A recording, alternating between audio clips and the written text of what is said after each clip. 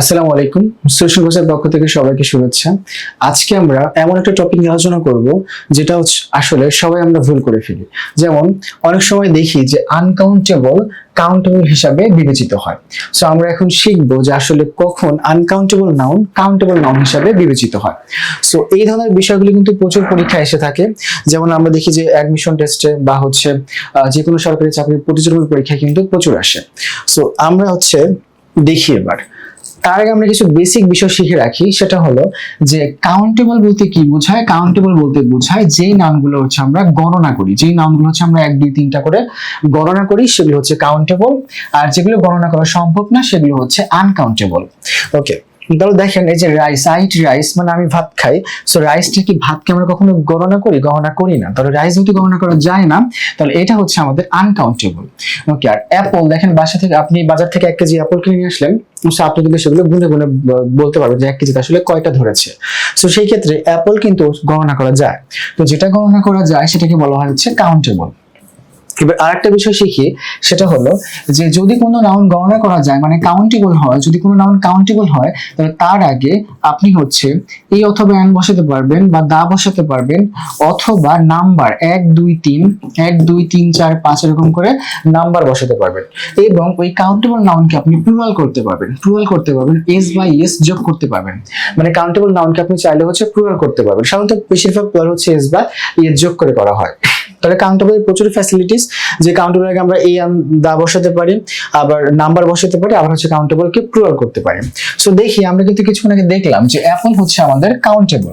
তাহলে অ্যাপলের আগে কি কি বসতে পারে? কাউন্টেবল কি কি বসতে পারে? আর্টিকেল বসতে পারে, যে আর্টিকেল বসাইছি, এই এর মধ্যে একটা বসাইছি। ওকে, আবার আমরা শিখলাম কাউন্টেবল কি কি করা যায়? প্লুরাল করা যায়, তাই না?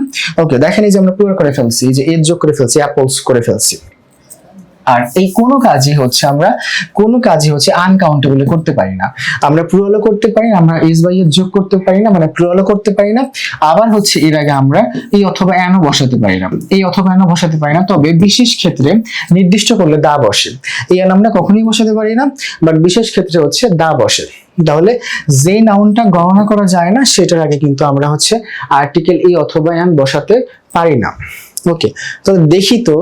ওকে, দেখেন তো আমরা এখানে দেখতে পাচ্ছি জুস আছে, কফি আছে, তরল পদার্থ যেমন পানি বা দুধ বা জুস বা কফি, এই তরল পদার্থগুলো কিন্তু কখনো গুণা সম্ভব না। এক গ্লাস পানিতে বলা হলো যে আপনি হচ্ছে এই পানিগুলো গুণে দেখেন, আপনি কিন্তু পানি কখনো গুনতে পারছেন না। সো তরল পদার্থ যদি গোনা যায় না, তার জন্য আমরা যে কফি, টি, জুস এগুলো হচ্ছে আমরা আনকাউন্টেবল ধরি। আর আমরা এটাও শিখে রাখছি যে আনকাউন্টেবল এর আগে আর্টিকেল এ এন বসে না, আবার এটাকে প্লুরাল করা যায় না। এস বাই এস দিয়ে হচ্ছে আমরা এটাকে প্লুরাল করতে পারি না। So I don't like coffee very much. দেখেন এই সেন্টেন্সের মধ্যে কফির আগে আমরা কোনো এ এনও বসাই নাই, আবার হচ্ছে প্লুরালও করি নাই। তার মানে হচ্ছে কফিটা হচ্ছে আনকাউন্টেবল। ওকে, এবার দেখি এই যে আমরা কফির আগে দেখেন নাম্বার বসাইছি। আমরা কিন্তু এখানে শিখেছিলাম যে কাউন্টেবলের আগে নাম্বার বসানো যায়, 1 2 3 বসানো যায়।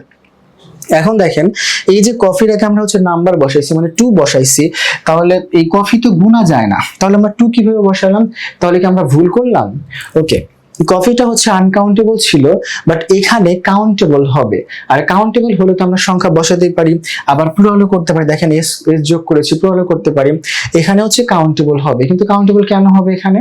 ওকে, দেখেন কফি যখন তার পদার্থ আকারে বোঝাবে যে আমি কফি খাই না, এটা দ্বারা বোঝাচ্ছে যে কফি নামক তরল পদার্থটা আমি আসলে গ্রহণ করি না।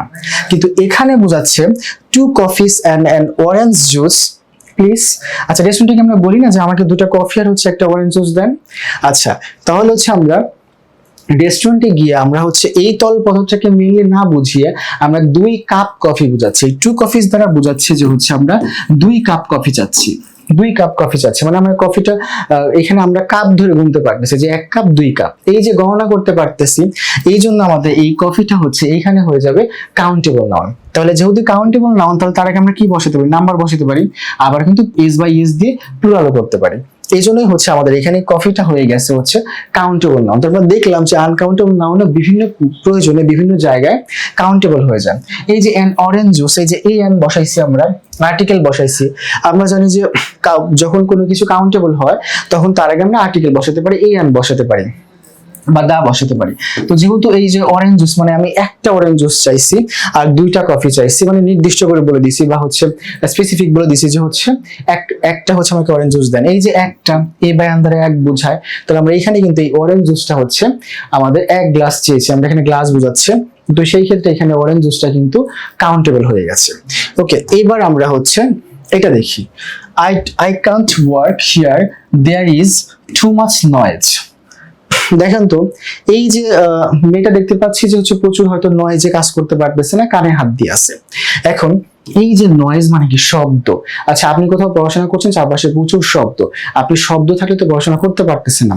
আপনি কি শব্দগুলো গুনতে পারবেন যে কতগুলো শব্দ সামনে হচ্ছে? ট্রাক বাস অনেক শব্দ হচ্ছে, তার মানে নয়েজ হচ্ছে গোনা সম্ভব না। তো যেই জিনিস গোনা যায় না, যে জিনিস গোনা যায় না সেটা হচ্ছে আনকাউন্টেবল। তাহলে নয়েজ হচ্ছে আমাদের আনকাউন্টেবল। আনকাউন্টেবল এর আগে আর্টিকেল এ অথবা এন বসে না, এটাকে প্লুরাল করা যায় না, আবার 1 2 3 নাম্বার দেওয়া যায় না, কিছুক্ষণ আগেই শিখছি। নয়েজের আগে কোনো আমরা এনও বসাই নাই, আবার কোনো সংখ্যাও বসাই নাই 2 3, আবার হচ্ছে আমরা কোনো নয়েজেস বা এস টেস দিয়েও কিন্তু আমরা বসাই নাই, কারণ আমরা জানি আনকাউন্টেবল আগে এগুলো কিচ্ছু করা যায় না। ওকে, এবার দেখি তো, did you hear a noise just now? Okay, তাহলে এই যে নয়েজের আগে আমরা হচ্ছে আর্টিকেল বসাইছি, তাহলে নয়েজটা কি কাউন্টেবল হয়ে গেছে নাকি সেন্টেন্সটাই ভুল?